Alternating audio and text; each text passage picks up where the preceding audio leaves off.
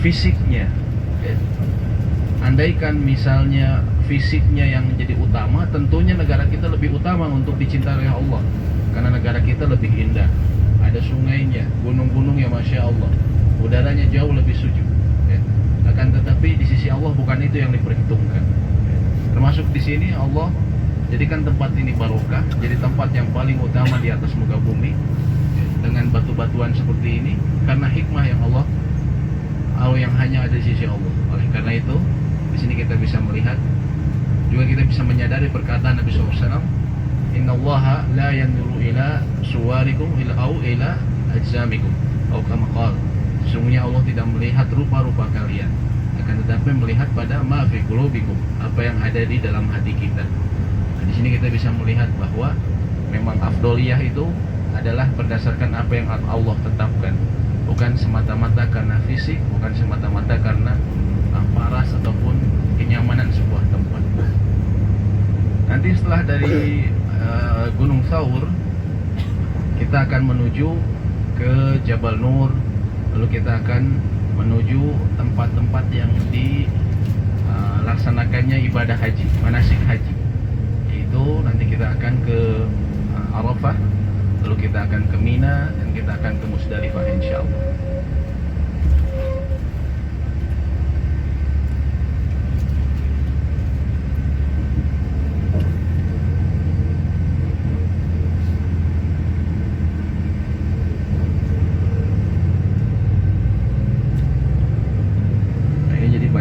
Tempat-tempat ini gunung yang dibelah, ya, gunung yang dibelah. Di pom bensin di sana itu bagian dari gunung yang dibelah.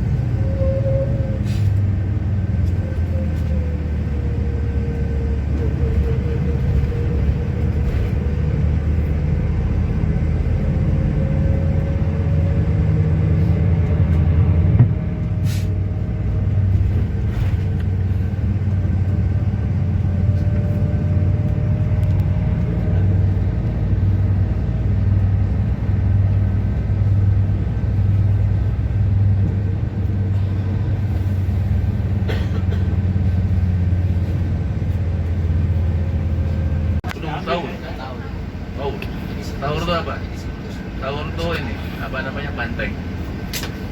Atau sapi jantan juga disebut tawur.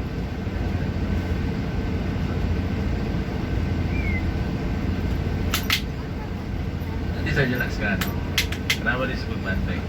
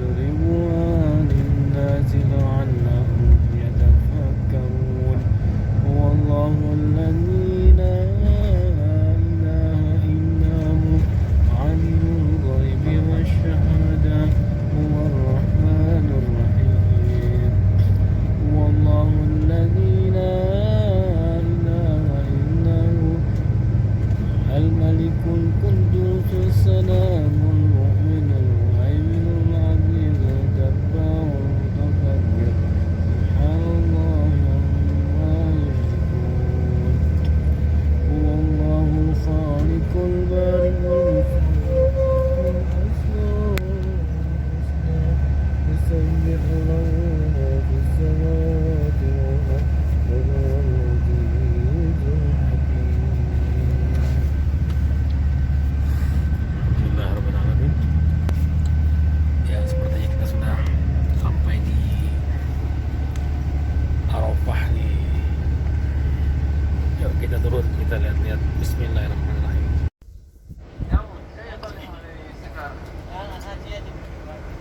Tapi di sini Masya Allah kita udah bersyukur ya, belum haji aja dipanggil haji, Masya Allah. Kalau di Indonesia orang-orang tertentu saja yang bisa menyandang gelar haji. Allah Akbar. Dan inilah Bapak Ibu rahmatullah subhanahu wa ta'ala, di sini tempat berkumpulnya kaum muslimin pada tanggal 9 Dzulhijjah. Nah, kemudian sudah disampaikan belum dari mana awal mulanya hari apa awal mula berhaji oleh Ustaz? Belum.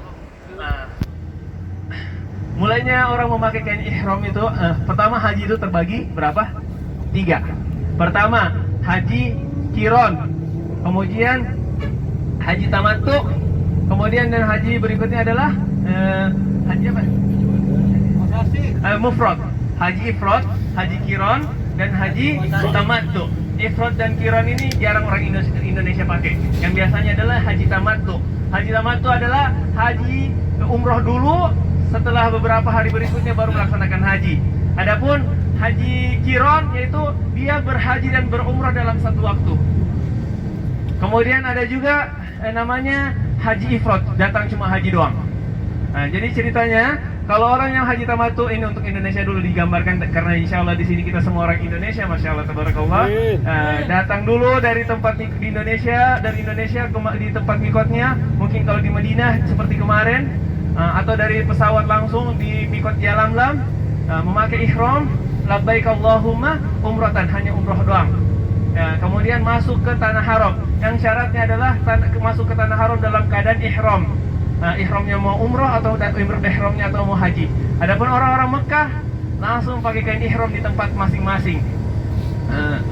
Kemudian kalau orang haji tamattu ini umroh dulu, selesai umroh ini tahallul, bebas semuanya, Masya Allah. Mau barokah silakan, berkah di sana penuh berkah. Kemudian setelah itu menunggu haji sambil menikmati tanah hari-hari yang ada selama di tanah suci sampai tanggal 8 dan 9. Tanggal 8 itu adalah sebuah sunnah haji yang kita usahakan untuk kita laksanakan, yaitu hari tarwiyah. Tapi kalau kita tinggalkan tidak mengapa, tapi diusahakan karena itu sunnahnya Nabi SAW. Hari tarwiyah adalah tanggal 8 berada di Mina untuk mempersiapkan dirinya berada di Arafah, karena Mina dan Arafah dekat. Dan itu juga bisa memudahkan karena apa? Walaupun kita hotelnya bintang 5, kemudian udah bayar mahal bintang 5 di Masjidil Haram, tetapi belum di Mina tanggal 8, dan dia mau beranjak nanti tanggal 9, kemungkinan dia di Arafahnya jam-jam dekat maghrib. Kita tadi dari Haram itu, dari Masjidil Haram, akan ada hotel bintang 5 di situ kan. Datang kemari sekarang cuma beda sekitar 2 jaman ya, sejam 2 jam. Kalau pas haji itu bisa sampai dekat maghrib dan bahkan tidak dapat Arafah sama sekali karena begitu padatnya di sini jalanan. Ya, mobil, bus-bus semuanya di sini, bahkan lebih cepat jalan kaki daripada naik bus. Ya, Masya Allah. Dan kita lihat ada di kiri kanan jalur warna merah. Nanti kita lihat itu adalah jalur pejalan kaki.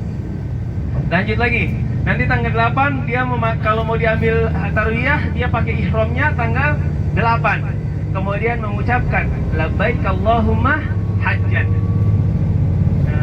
Kemudian setelah itu labbaik Allahumma hajjan baru dia memakai ihram, dan disitulah wajib ihramnya dia dan memperbanyak talbiyah sampai melontar jumroh nanti.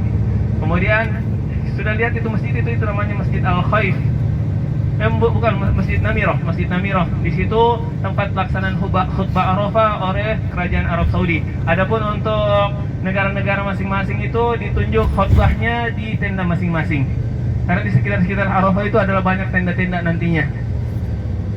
Tenda-tenda di situ banyak. Kemudian di situ Namiroh, di situ pelaksanaan, dan di situ harus diperhatikan kalau bapak dan ibu nanti insya Allah datangkan dan ingin di situ untuk wukufnya, perhatikan bahwa masjid itu tidak semuanya adalah Arafah. Di bagian depannya bukan Arafah, bagian belakang sampai ke arah Jabal Rahmah itu baru Arafah. Masjid Namiroh sana. Kemudian masjid itu unik sekali karena digunakan cuma sekali dalam setahun dan cuma waktu sholat duhur doang. Masya Allah. Itu masjidnya cuma setahun sekali aja dipakai waktu sholat duhur doang.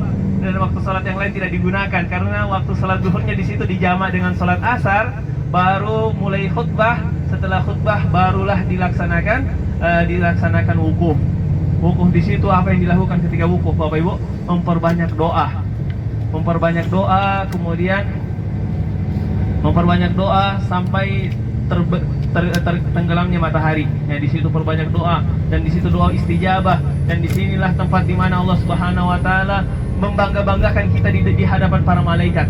Ya, apa yang membuat mereka datang kemari? Malaikat berkata, ingin mendapatkan rahmat dan ampunanmu ya Allah. Maka saksikan, Allah berkata, saksikanlah mereka mendapatkan ampunan seluruhnya. Dan orang yang rugi yang ada di Arafah adalah dari awal duhur sampai maghrib kerjanya cuma tidur doang. Iya, kerjanya tidur, kecapean. Kemudian di sini cuma makan doang karena di sini makanan sejauh mata memandang ini adalah kontainer-kontainer. Semuanya perusahaan-perusahaan makanan di sini bersedekah makanan-makanannya mereka. Apa yang kita lihat enak-enak di Bin Daud, di sini berkontainer-kontainer gratis.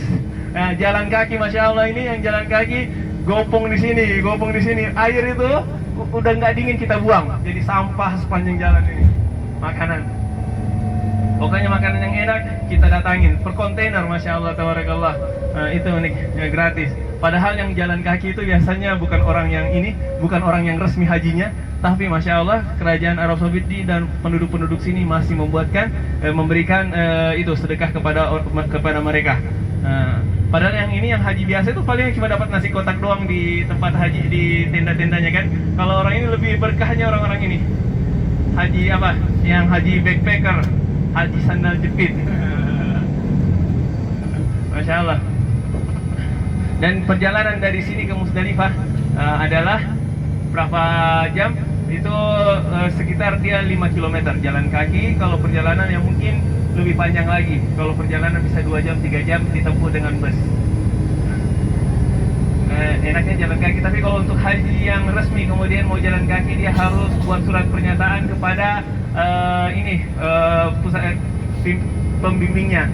Pembimbing resminya dari Indonesia membuat surat pernyataan bahwa dia siap menanggung semua resiko dan tidak akan mempersalahkan kantor urusan haji Indonesia atau maktabnya. Gitu. Disinilah tempat pelaksanaan setelah ini. Jadi wukuf itu ya, diperbanyak adalah berdoa.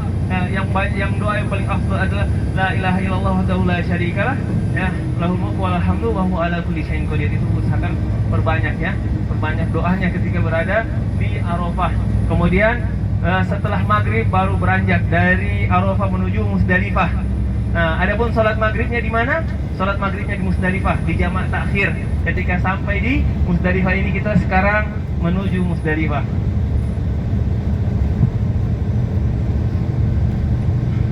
Biasanya sampai di Musdalifah itu jam-jam 10 malam. Apa yang akan dilakukan ketika berada di Musdalifah, Bapak Ibu? Yaitu pertama mengumpulkan batu. Kita lihat ini uji coba keretanya, kereta untuk Arafah Musdalifah.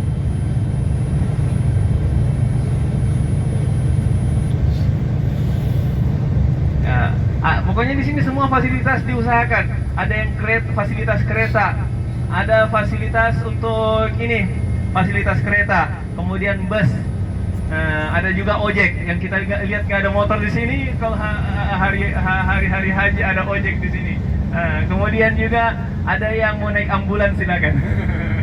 Nah, di sini karena haji adalah Arafah. Nabi SAW berkata haji adalah Arafah. Bahkan orang yang sakit pun harus didatangkan di sana melalui ambulans.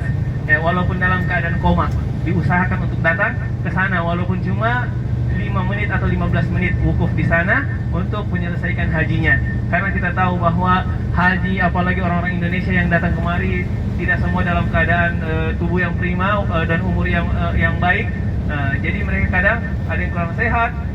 Di sana didatangkan dengan ambulans berwukuf di sana karena pentingnya haji di Arafah. Karena walaupun kita lakukan semua ibadah haji, proses ibadah haji, akan tetapi tidak wukuf di Arafah, maka hajinya batal.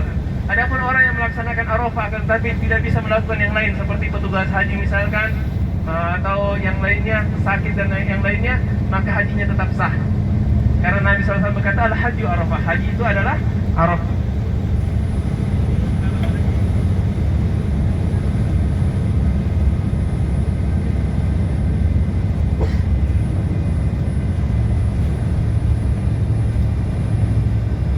Kemudian Nabi SAW bersabda haji adalah Arafah, dan di sini adalah kita udah sampai masuk daerah Musdalifah. Di sana ada tenda kan, tenda tapi dipakainya tendanya tanggal 8 dan tanggal 9. Kalau di sini tidak ada tenda. Di sini adalah hotel 1000 bintang. Meratapkan langit dan beralaskan tanah. Itu di sini nggak ada tenda. Jadi malam itu di sini kita yang kita kerjakan adalah sholat jamaah takhir maghrib dan isya, kemudian mengumpulkan kerikil, kemudian ada amalan yang paling tinggi, bahkan lebih tinggi amalan ini pahalanya daripada sholat tahajud. Apa pahalanya? Tidur. Di sini kita diperintahkan untuk tidur, masya Allah. Tidur sampai pagi, kemudian setelah tidur sampai pagi baru beranjak setelah sholat subuh memperbanyak zikir sampai terbitnya matahari, beranjak menuju ke Mina. Adapun untuk ibu-ibu biasa, untuk jemaah haji Indonesia, setelah lewat tengah malam langsung untuk ibu-ibu dan sepuh-sepuhnya itu diantar langsung ke tenda Musdalifah. Ini adalah masjid Masy'aril Haram. Di mana dalam firman Allah Subhanahu wa taala, "Fa idza afattum min arafatin fadhkurullaha 'indal Masy'aril Haram." Ketika kalian telah berwukuf di Arafah, maka perbanyaklah mengingat Allah Subhanahu wa taala di Masy'aril Haram. Di sini di Musdalifah ada namanya Masjid Masy'aril Haram, yang dimana di sini disunahkan kita setelah sholat subuh tidak langsung beranjak untuk sunnahnya, tapi berzikir dulu sedikit sampai tingginya matahari seperti waktu syuruk begitu, baru melanjutkan perjalanan. Itu adalah sunnahnya. Adapun kalau untuk maktab Indonesia biasanya mengkondisikan diri. Untuk haji Indonesia, pemerintah haji Indonesia mengkondisikan diri. Kemudian kita lihat di kiri kanan ini banyak bebatuan kerikil. Disinilah mengumpulkan kerikil. Dan kita lihat ini WC-WC-nya. Ini semua orang tidur di sini ya. Coba dialaskan karpet di sekitar WC itu. Dialaskan karpet kemudian tidur di situ. Masya Allah. Kemudian setelah pagi baru menunggu bus menuju ke Mina yang untuk haji reguler, atau yang pakai fasilitas ininya tinggalnya di stasiun kereta, naik stasiun kereta. Dan ini kita lihat ini ada tenda Mina, tapi ini sebenarnya masih area Musdalifah. Ini masih area Musdalifah kan, tapi sudah ditaruh tenda sebagai Mina. Ini namanya Mina Jadid, yang ketika malam Musdalifah, ini malam Musdalifah, akan tetapi paginya berubah tempat ini menjadi Mina. Satu tempat menjadi dua keadaan di hari yang berbeda. Tanggal 10 Dzulhijjah ini namanya adalah Mina. Tempat ini adalah Mina Jadid, perluasan Mina, karena Mina sudah tidak mampu lagi menampung jamaah haji, maka di sini diperluas tempatnya, dan rata-rata biasanya orang Indonesia di sini. Sebagian orang Indonesia di sini, dan setelahnya yang lainnya juga adalah setelah terowongan Mina untuk yang reguler.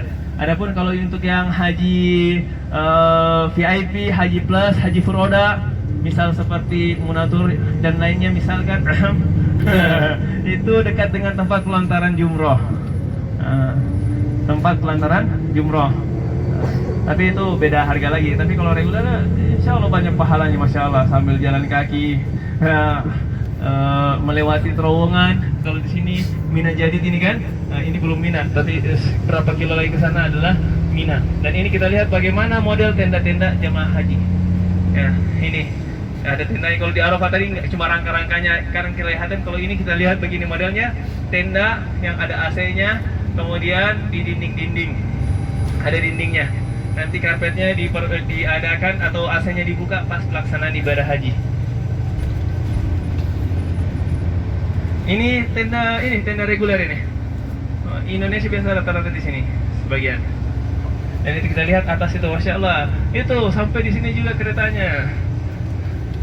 Biasanya untuk kereta ini biasanya orang-orang pemukim di sini atau jamaah dari negara-negara Teluk, negara-negara Arab yang pakai untuk ini. Adapun yang negara-negara lain pakainya masih pakai bus. Nah, di sini kita lihat setelah tenda-tenda ini ada di tempat yang dikosongkan di atas ini adalah stasiun dan di bawahnya itu dikosongkan. Di sini adalah tempat namanya lembah Ma'asir. Di sini Allah Subhanahu wa taala hancurkan tentara bergajah Abroha yang surahnya kita hafal semua dalam surah Al-Fil, ya. Alam tara kaifa fa'ala rabbuka bi ashabil fil. Tidakkah kalian melihat bagaimana Allah Subhanahu wa taala menghancurkan tentara bergajah? Ya, di sini tempat Allah Subhanahu wa taala hancurkan. Yang di mana di sini kita bisa mengambil pelajaran kenapa tidak dibangun tempat tinggal di sini kecuali tempat yang dibutuhkan. Karena di tempat yang diadab oleh Allah Subhanahu wa taala tidak pantas kita untuk berlama-lama di situ tanpa hajat.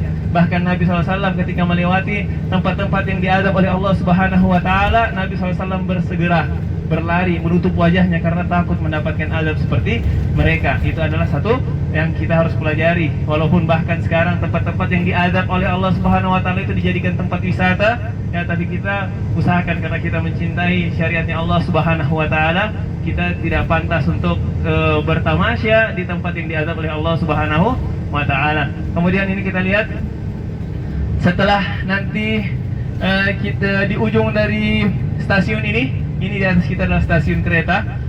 Nanti di sebelah kiri nanti ada kita lihat tugu seperti ini, seperti tugu begitu. Tugu ada kubahnya kecil di dekat bukit. Itu tempat di mana Nabi Ibrahim alaihissalam ingin menyembelih Nabi Ismail. Siap nggak menyembelih anaknya Bapak Ibu? Dan Nabi Ibrahim dan Nabi Ismail ketika Allah Subhanahu wa taala perintahkan Nabi Ibrahim, ya kita lihat di sana seperti tubuh, kemudian seperti kubah, ya, matanya di zoom sedikit, di zoom matanya kelihatan di sana. Lihat ya kecil di atas di situ. Konon katanya di situ tempat penyembelihannya Nabi Ismail. Dan mereka membuktikan bagaimana mereka lebih mencintai Allah Subhanahu wa taala daripada anak dan istri dan harta mereka. Nabi Ibrahim alaihissalam dan Allah muliakan sampai sekarang. Dari di mana dalam Al-Qur'an, wa qala Ibrahim li banihi ya bunayya inni ara fil manami anni adbahuk. Wahai anakku, sesungguhnya aku melihat dalam mimpiku bahwa Allah memerintahkanku untuk menyembelihmu. Kemudian apa kata anaknya? Ya abatif al-matu ma satajiduni insyaallah minas sabirin. Wahai ayahku, lakukan apa yang diperintahkan oleh Allah dan sungguh engkau akan mendapatiku dalam keadaan sabar. Masya Allah. Dan sampai-sampai ketika mau beranjak mereka untuk melaksanakan perintah Allah di Mina situ tempat pelontaran jumroh, digoda oleh syaitan. Dan keteguhannya Nabi Ibrahim alaihissalam apa? Dilemparnya itu syaitan-syaitan yang menggodanya. Dan di situ terjadi syariat apa? Pelontaran jumroh. Kemudian hampir disembelih anaknya karena keteguhannya. Sampai-sampai di situ keteguhannya Ismail, ya wahai ayahku, pejamkan matamu dan potong urat nadiku dengan pisau yang paling tajam supaya engkau tidak bersedih, lama-lama bersedih ketika kejadian tersebut. Dan baru mau ditarik pisaunya, Allah Subhanahu wa taala gantikan dengan sembelihan yang besar, bidzibhin azim, yang sampai sekarang kita menyembelihnya sampai sekarang di hari Idul Adha. Itulah bagaimana ketika kita melaksanakan perintah Allah Subhanahu wa taala kita akan mulia. Sebagaimana mulianya Nabi Ibrahim, bapaknya tauhid, ya. Dia diperintahkan untuk meninggalkan anaknya di lembah Ka'bah dengan perintah Allah, padahal dia mendapatkan anak itu di umur ratusan tahun baru mendapatkan anak. Ketika mendapatkan anak masih bayi disuruh tinggalkan di lembah Ka'bah. Kemudian didatangi sekali-sekali, sekitar 3 kali sampai anaknya berusia balik, didatangi lagi dan ternyata ketika datang diperintahkan untuk disembelih. Ya. Itu kalau ini kita lihat ini kantor-kantor yang besar, bangunan-bangunan ini kantor. Kantor-kantor untuk pengurusan area Mina. Ini ada klinik juga. Kemudian itu masjid adalah Masjid Al Khaif. Kita lihat di sana ada bangunan tinggi berlantai 4 itu, berantai 5. Di situ tempat pelontaran jumroh. Itu sana yang besar ini, kayak parkiran ini. Di situ ada 3 tempat pelontaran jumroh. Yang ada tenda-tenda putih itu adalah tempat pelontaran jumroh. Ada 3 pelontaran jumroh berjejer dari sini ke depan. Yang pertama itu jumroh al-ula atau as-sugro. Kemudian yang kedua al-wusta yang tengah. Kemudian al-aqobah, jumroh besar, yang dimana pada tanggal 10 Dzulhijjah yang dilontar dengan 10 jumroh itu yang adalah yang paling belakang, bukan yang paling depan, yang paling belakang dulu. Nanti setelah 11, 12 dan 13 yang dilontar ketiga-tiganya sebanyak 7 lontaran. Setiap melontar kita mau mengucapkan Allahu Akbar. Dan setelah melontar di 7 jumroh di tempat 1 jumroh itu, kita memperbanyak doa karena di situ menghadap Ka'bah. Kemudian memperbanyak doa, di sini tempatnya mustajab. Kemudian pergi ke tempat melontaran jumroh berikutnya. Adapun tanggal 10 Dzulhijjah, Bapak Ibu yang dirahmati Allah Subhanahu wa taala, pelontaran jumrohnya itu dari Musdalifah. Kemudian datang melontar jumroh Aqabah, tempat pelontaran yang paling terakhir, paling ujung. Setelah itu di situ mulai tahallul, mencukur rambutnya. Mencukur rambut berarti dia sudah bisa pakai pakaian. Ya, yang pakai kain ihram diganti dengan pakaian biasa, tapi itu belum sempurna tahallulnya. Itu masih namanya tahallul awal. Kemudian pergi menuju ke tawaf ifadah, ke Ka'bah, tawaf sa'i. Kemudian menyembelih. Ya, tanggal 10 itu pertama lontar jumroh Aqabah, tawaf ifadah, menyembelih. Itu tiga yang harus dilakukan tanggal 10, tapi bisa diakhirkan. Kalau tidak mampu dilakukan semuanya, bisa diakhirkan, dicicil. Pokoknya selama 3 hari. Kemudian setelahnya 11, 12 dan 13 di sini kita berwukuf di Mina. Sholatnya kita semua melaksanakan sholat semuanya, tapi dikosor. Semua waktu sholat itu dilakukan pada waktunya, tapi sholatnya dikosor. Seperti duhur 2 rakaat di waktu duhur, asar 2 rakaat di waktu asar, maghrib tidak dikosor, dan isya di waktu sholat isya. Nah, setelah terowongan ini juga adalah sebagian besar tempat jamaah haji Indonesia atau Asia Tenggara. Nah, di sini masya Allah tenda-tendanya. Ya, tadi kita lewati terowongan Mina. Sekarang ada banyak terowongannya. Akan tetapi dulu kenapa sampai ada tragedi Mina? Karena ketika kejadian itu terowongannya cuma 1. Kemudian sistem udara, kan kita lihat di sini setiap berapa meter di terowongan ini ada kipas angin besar, turbin gitu kan, itu untuk penyedot sirkulasi udara, itu mati. Kemudian orang di sini satu terowongan 2 jalur bertabrakan, orang-orang, lampu mati, listrik mati, semuanya nggak bernapas orang-orang karena sirkulasi udara mati. Dan yang di belakang itu yang mau masuk seperti yang menganggap tidak ada kejadian apa-apa di dalam. Nah, bertumpuk dan banyak yang meninggal. Itulah tentang kejadian Mina. Dan selanjutnya untuk dari 10 hari Dzulhijjah itu, masya Allah, di situ kita bisa mengakhirkan sembelihan atau tawaf ifadah, yang pastinya yang paling afdal semuanya dilakukan semuanya, tapi seperti setelah melontar jumroh, kemudian tahallul, kemudian pergi tawaf, setelah tawaf sa'i, dan harus kembali kemari di Mina ini sebelum tenggelamnya matahari atau sebelum jam 12, paling lambat sebelum jam 12 malam. Dan di situ harus jalan kaki, tidak ada bus selama 10, 11 dan 12 sampai 13. 7 kilo. Pokoknya dari Masjidil Haram ke dari Musdalifah ke sini sekitar 5 kiloan. Dari belum lagi dihitung dari tempat lontar jumroh ke tenda ya. Karena beda-beda masing-masing tendanya. Kemudian dari tempat lontar jumroh menuju ke Masjidil Haram 7 kilo. Dan tawaf sa'i 7 kilo, dan harus balik lagi 7 kilo. Masya Allah. Maka diusahakan kuatkan diri sampai dari sekarang. Ya, minimal kalau bawa-bawanya jangan banyak-banyak merokok. Yang merokok ditinggalkan merokok. Kalau ingin haji dalam keadaan sehat, jangan merokok. Kemudian banyak makanan sehat, rajin olahraga. Kalau mau haji dalam keadaan sehat. Tapi kalau haji mau didorong kursi roda, ya silakan. Yang pastinya tiap dorong itu 300 real. Kalau haji khusus sama. Di sini pokoknya kalau selama 10, 11, 12 itu haji khusus itu cuma fasilitasnya aja untuk ini. Adapun untuk transportasi sama, jalan kaki, pakai kaki semuanya. Maka di sini kita lihat tidak berguna uang di sini, ya. Pokoknya semuanya sama. Paling bahkan makanan yang orang-orang yang bisa begini, orang yang reguler pengen makanan-makanan mewah seperti orang-orang VIP. Orang VIP bosan makanannya makanan begitu terus, pengen makanan-makanan Indonesia. Ya, gitu uniknya ya. Jadi semuanya punya keutamaan masing-masing. Yang kalau orang kadang ini kan bawa jamaah haji yang biasa, kok ini nasinya kayak warteg gitu kan, atau kurang micin, nggak ada sambal. Sedangkan orang-orang yang VIP ya roh pengen nasi Indonesia ya roh. Karena dia ini hotel-hotelnya mereka itu di sekitar Masjidil Haram VIP bintang 5. Sedangkan akses mau masuk ke situ susah. Jadi itu makanan yang ada di situ aja. Jadi kadang kalau kekurangan bahan makanan mereka yang kadang nggak ada makanan sama sekali karena apa? Kehabisan stok makanan nggak bisa didatangkan dari luar. Nah, itu bedanya. Alhamdulillah itu kurang lebih dari sekitar seputar haji. Dan adapun yang ingin untuk melaksanakan haji ya bisa melalui kami di sini. Yang pastinya syarat haji itu yang pertama al-istitha'ah, yang kemampuan. Adapun kemampuan dibagi lagi ada dua, bukan kemampuan cuma sekedar harta. Ya, ada kemampuan juga dalam segi segi kemampuan rohani, yaitu ilmu. Kemudian bagaimana kesiapan kita untuk melaksanakan haji. Karena ada orang kadang-kadang datang haji cuma mampu segi harta, akan tetapi dia tidak hadirkan kehusyuannya di sini.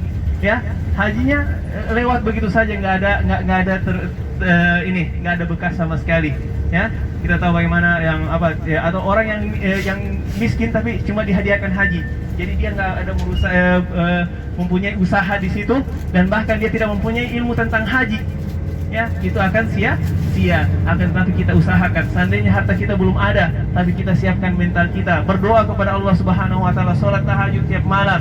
Kemudian ilmunya kita usahakan, ilmu tentang haji, karena Nabi SAW bersabda, khudhu anni manasikakum, ambillah dariku manasik-manasik kalian.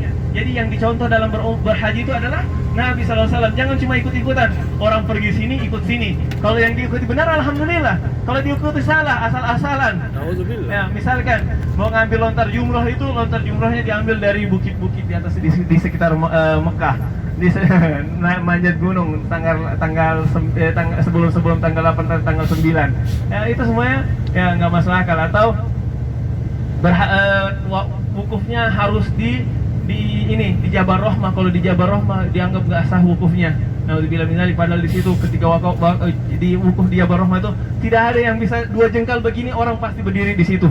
Itu bisa membahayakan diri karena itu tempatnya tidak Nah, kalau kita bisa dapat tempat yang aman alhamdulillah. Tapi kalau sampai membahayakan diri agar bisa wukuf di situ, padahal di masing-masing kita punya tenda masing-masing, fasilitas masing-masing, selama tidak di luar Arafah itu nggak apa-apa. Atau dia berwukuf tapi dia berdirinya bukan di Arafah. Ya, maka itu pentingnya ilmu, dan kita tunjukkan kepada Allah Subhanahu wa taala kesungguhan kita, kemampuan kita, apa yang kita bisa. Minimal kalau bukan harta, adapun harta itu Allah bisa memberikan kita yang kita tidak sangka-sangka. Tapi bagaimana kemampuan kita dari segi ilmu, yang sehingga kita beribadah tidak sia-sia, yang diterima di sisi Allah Subhanahu wa taala, yang dengannya al-hajju mabrur laisa lahul jazaa illal jannah. Haji mabrur itu balasannya adalah tidak ada kecuali surga. Surga hanya satu-satunya balasan untuk haji mabrur. Dan maka itu yang kita usahakan. Dan haji mabrur adalah harus punya syarat, ya, sesuai semua rukun-rukunnya, sunnah-sunnahnya. Kemudian dia melakukannya dengan ikhlas karena Allah Subhanahu wa taala, dan ittiba, mencontoh hajinya Nabi sallallahu alaihi wasallam. Dan kita berdoa semoga Allah Subhanahu wa taala berikan kita kesempatan menikmati haji sebagaimana orang-orang sebelum Allah Subhanahu wa taala wafatkan kita insyaallah. Dan tidak ada mustahil bagi Allah Subhanahu wa taala, dan kita sekarang ini berada di tempat mustajab, yang kita dalam keadaan berdoa, yakin doa kita pasti diijabah oleh Allah Subhanahu wa taala. Berdoalah kepada Allah dalam keadaan kalian yakin bahwa doa kalian itu diijabah. Ya, itu sabdanya Nabi sallallahu alaihi wasallam. Jangan sampai kita berdoa kayak aduh, ya Allah kasih nggak apa-apa, nggak dikasih juga nggak apa-apa ya Allah. Tapi itu ya, dan bahkan insya Allah berikan kesempatan kita, atau bukan kita, insya Allah anak cucu kita insya Allah datangkan. Adapun sekarang kita menuju mikot untuk melaksanakan umroh yang ingin membadalkan orang-orang yang dicintai, ya, ingin mensedekahkan pahala umroh untuk mereka, dipersilahkan, tapi jangan memaksakan diri, karena ketika kita mengucapkan, mengikrarkan labbaik Allahumma umratan itu sudah wajib. Jadi lihat kondisi, kalau yang kurang sehat jangan paksa diri, ya, apalagi sekarang ini panas, begini panasnya, ya. Apalagi ya, pokoknya yang kurang sehat jangan dipaksakan dirinya, yang kuat saja, ya, karena ini adalah tidak diwajibkan, ya. Adapun amalan-amalan yang dicintai untuk yang disyariatkan untuk dilakukan di sekitar tanah haram ketika berada di sini adalah memperbanyak tawaf sunnah. Tawaf sunnah nggak harus ke mikot, dia 70 putaran tawaf, perbanyak doa, perbanyak zikir, kemudian sholat 2 rakaat. Itu yang harusnya diperbanyak. Kemudian memperbanyak ibadah di tanah haram, ya, sholat dan yang lainnya. Ketika kita sekarang ini kita udah di luar tanah haram, apapun ibadah yang kita lakukan bukan 100.000 pahala kalau kita sekarang berada di sini. Berkurang kesempatan kita berada di tanah haram. Maka kalau kita mau berumroh tiap hari itu kurang, nggak pantas, ya, mengurangi kesempatan kita di tanah haram. Belum lagi ketika kita setelah tawaf, sa'i, tahallul, capek, tidak melaksanakan sholat di Masjidil Haram, rugi, ya. Maka itu harus kita mengkondisikan diri kita, pandai-pandai berstrategi dalam ibadah. Jangan cuma pandai-pandai strategi dalam berpolitik atau dalam berdagang, tapi pandai-pandai juga bagaimana mengukur diri dengan beribadah, ya, sehingga kita bisa dalam keadaan sehat dan pahala besar insya Allah. Makanya kita berikan kesempatan untuk rombongan Akram Tour untuk melaksanakan umrohnya kita kasih sekarang. Adapun untuk besok-besoknya diharapkan untuk memperbanyak ibadah di Masjidil Haram, ya, iktikaf itu yang juga disunnahkan, berlama-lama di Masjidil Haram, ya, dari satu sholat ke sholat yang lain dalam keadaan menjaga wudhu. Nah, di situ malaikat mencatat kita dalam keadaan sholat dari waktu kita menunggu sampai kita keluar. Masya Allah. Dan malaikat juga mendoakan, ya Allah ampunilah dosa-dosanya, tinggikanlah derajatnya. Itu adalah pahala iktikaf berlama-lama di masjid, ya, apalagi masjid ini bukan masjid sembarangan. Ini adalah Masjidil Haram. Masya Allah, bisa memandang Ka'bah aja Masya Allah menenangkan hati, ya Rob. Sekarang ini kita siapkan kondisinya, silahkan istirahat. Saya juga pengen minum dan istirahat juga. Nah, Gua Hiro insya Allah kita akan lewati nanti dari ambil mikot ini, karena Gua Hiro itu dekat dengan Masjidil Haram. Nah, ya, karena Nabi SAW ketika kejahilian, kebodohan dan kezaliman orang-orang kafir Quraisy Mekah begitu sangat tidak ada, sudah sangat melampaui batas. Nah, dan di sekitar Ka'bah itu ada ratusan berhala-berhala, maka di situ Nabi Muhammad SAW dalam keadaan sedih dan galau, sehingga Nabi SAW bertahanus menyendiri di Jabal Nur, yang kalau kita di atas Jabal Nur itu kita bisa melihat Masjidil Haram dari ketinggian. Itu makanya kenapa Nabi SAW di situ, sehingga sampai datang suatu waktu Jibril mendatangi Nabi Muhammad SAW, menitipkan wahyu kepada beliau, menjadikan Nabi SAW penyampai risalahnya risalahnya Allah Subhanahu Wa Taala, yaitu Al-Quran.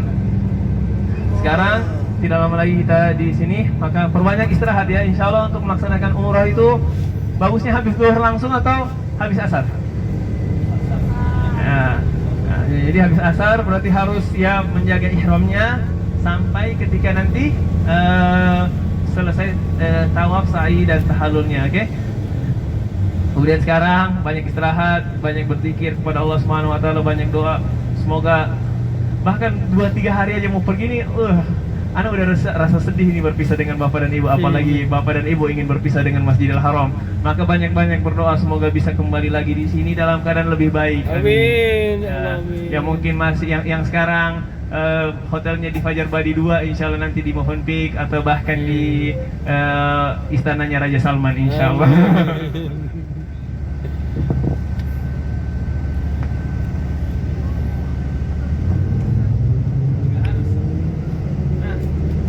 bedanya mikot di sini dengan mikot ini mikot yang ada di sini dengan mikot Bir Ali.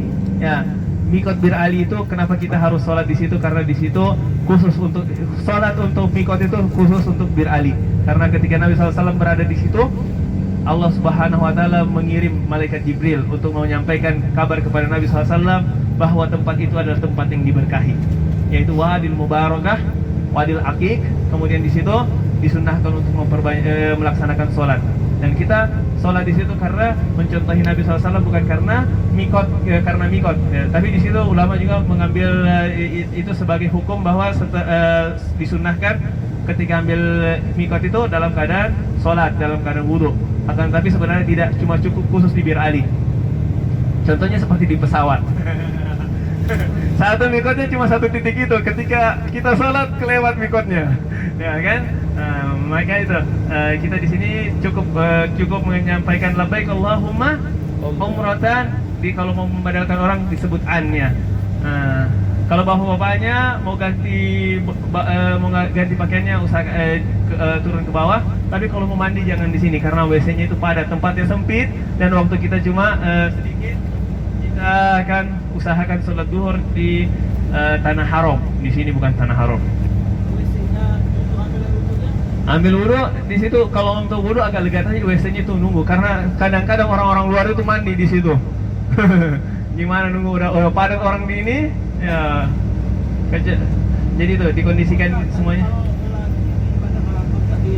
Kota Mekah yang masya Allah di situ membuat takut orang-orang kafir Quraisy, sampai-sampai Abu Sufyan ketika Nabi SAW menunggu dalam pengepungan di luar kota Mekah. Ya, tekniknya Nabi SAW sangat keren sekali strateginya supaya makin takut penduduk Mekah. Setiap tenda itu disuruh menyalakan api unggun supaya kelihatan banyak dalam keadaan kepungan. Maka orang-orang kafir Quraisy makin ketakutan.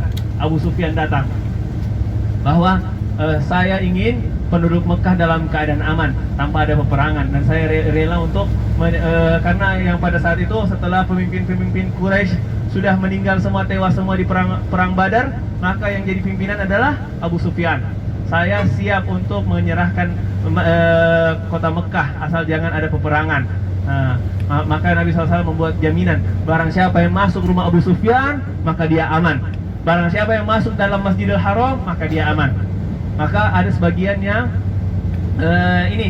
ada sebagian orang yang tidak mau, dan salah satunya penduduk yang ada setelah di daerah Ji'ronah ini, perang Hunain namanya.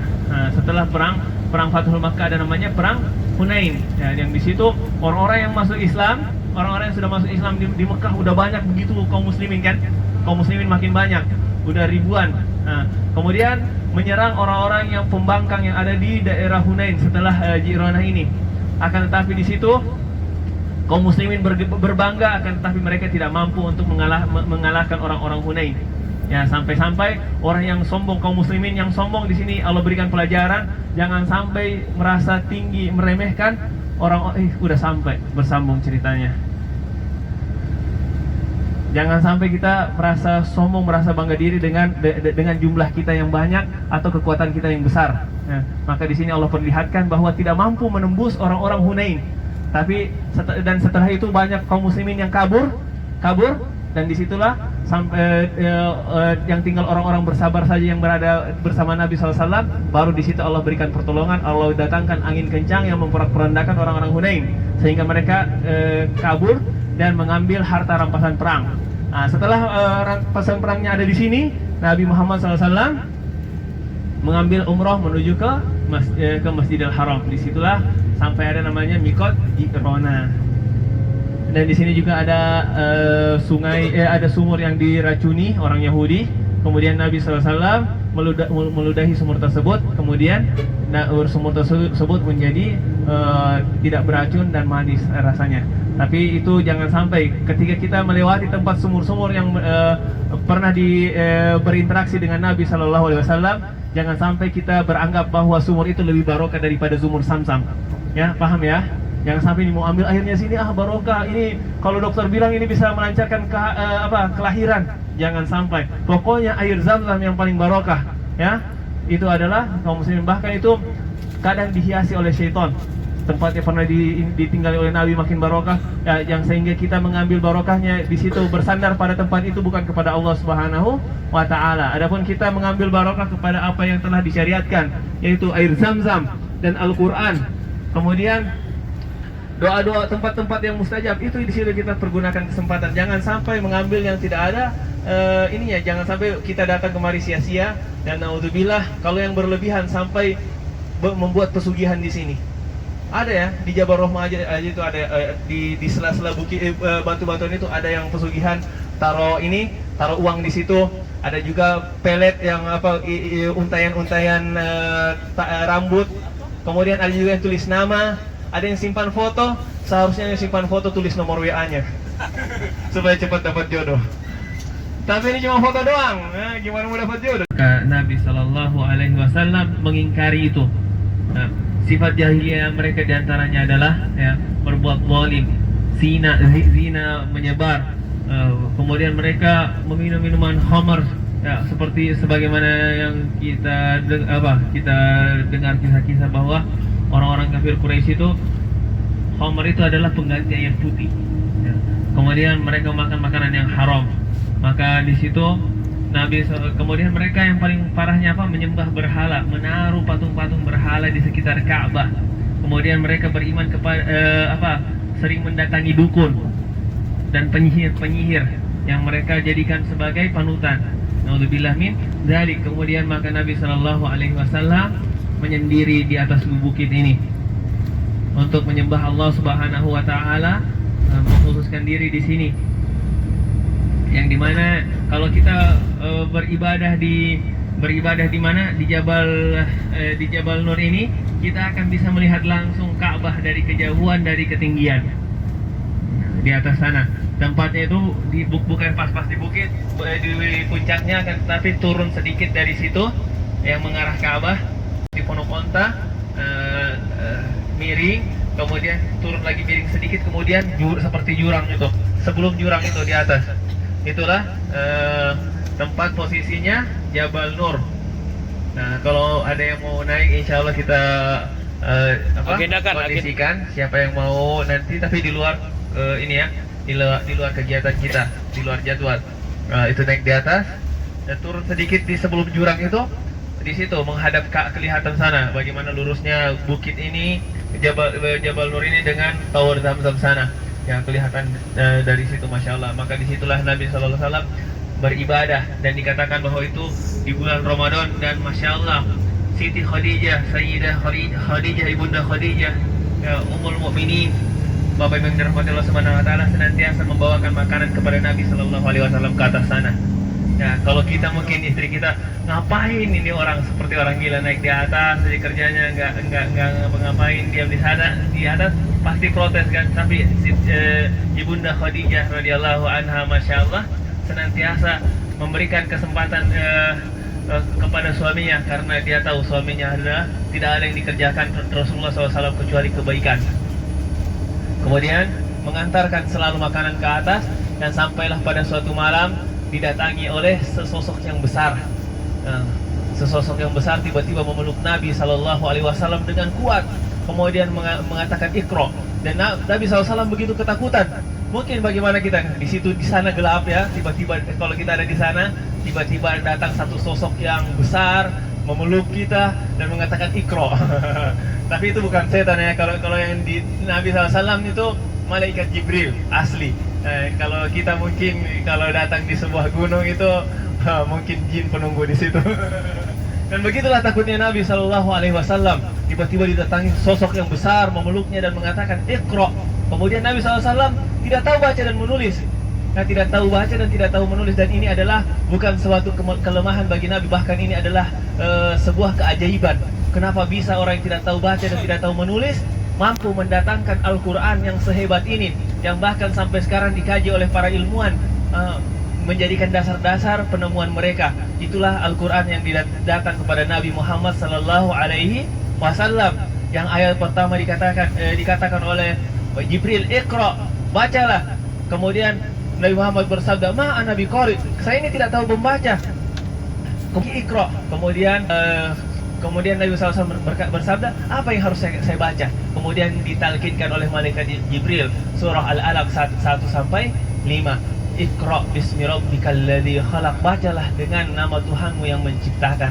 Masya Allah, di sini kita juga mendapatkan pelajaran bahwa ya, untuk mendapatkan hidayah kita harus rajin belajar. Kita usahakan membaca. Adapun kepahaman yang Allah berikan adalah dengan berusaha untuk belajar. Ya, maka kita harapkan kita belajar terus sampai Allah Subhanahu wa taala cabut nyawa kita. Kita usahakan selalu untuk menambah pemahaman kita terhadap agama ini. Ya, kita harus paham dengan agama Allah Subhanahu wa taala, kita harus belajar.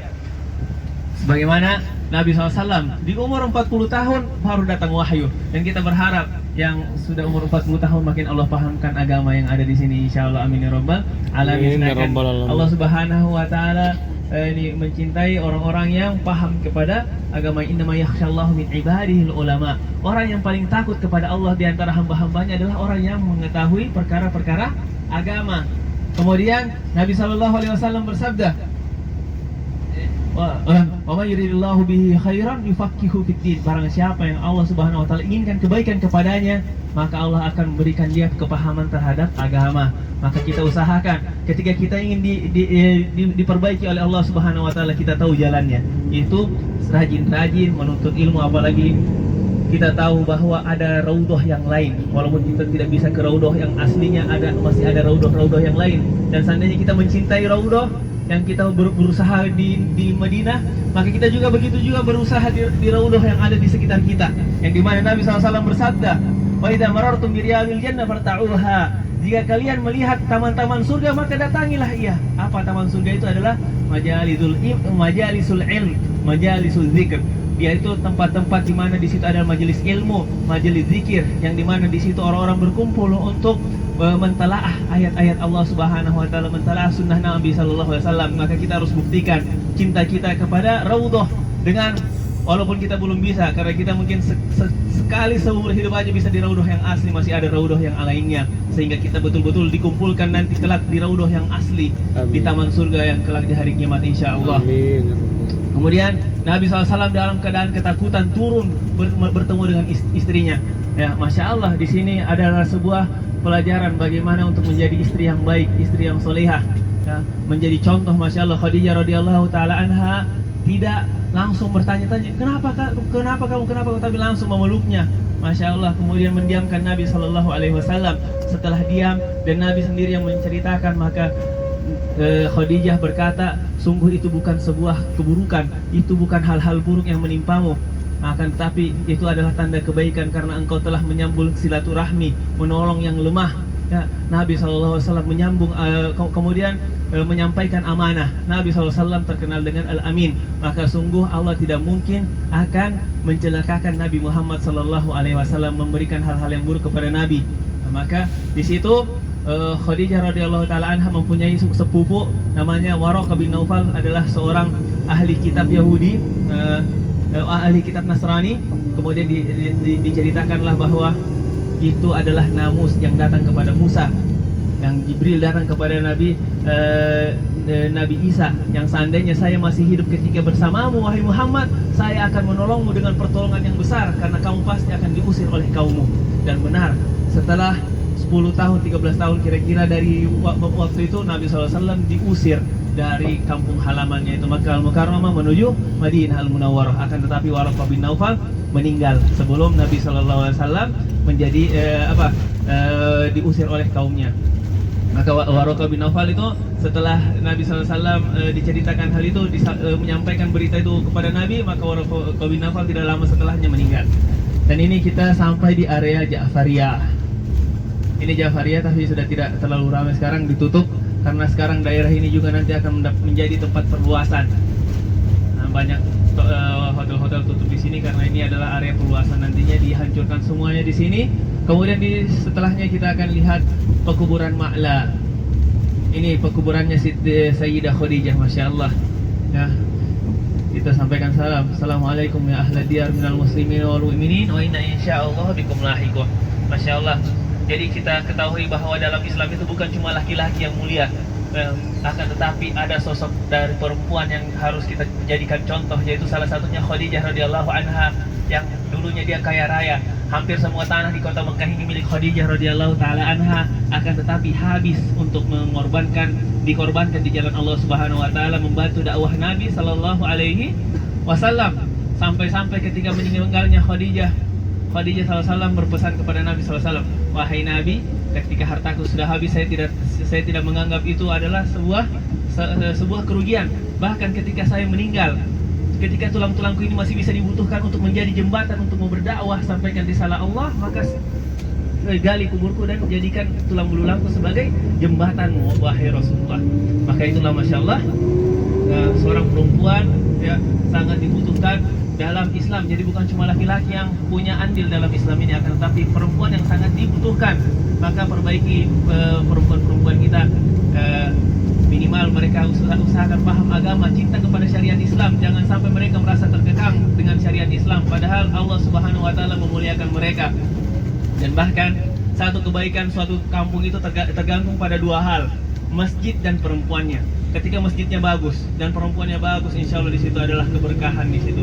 Ya, ada sebuah kebaikan. Maka kita usahakan di sini kita melewati tempat-tempat yang penuh dengan sejarah, ya, sejarah Islam, jejaknya Nabi SAW beserta para sahabatnya, membuat Islam menjadi meluas ke seluruh alam. Kemudian dan semuanya itu berasal dari masjid, masya Allah. Dan kita telah melewati Masjidil Haram dan Masjid Nabawi. Kita ambil pelajaran bagaimana kebaikan dan semangat orang-orang sini.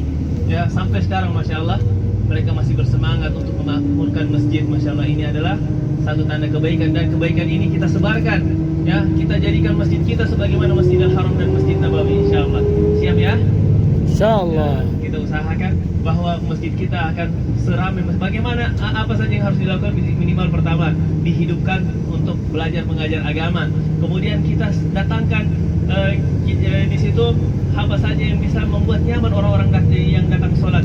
Misalkan berbagi makanan, berbagi walaupun segelas teh gitu, teh manis, masya Allah, insya Allah akan datang dan niatkan untuk agar makmur masjidnya Allah Subhanahu wa taala, agar tersebar keberkahan di muka bumi, khususnya di daerah kita, dan agar orang-orang makin cinta dengan agama Allah Subhanahu wa taala. Dan mungkin itu kita lanjut lagi talbiyahnya. Sekarang kita akan langsung ke hotel.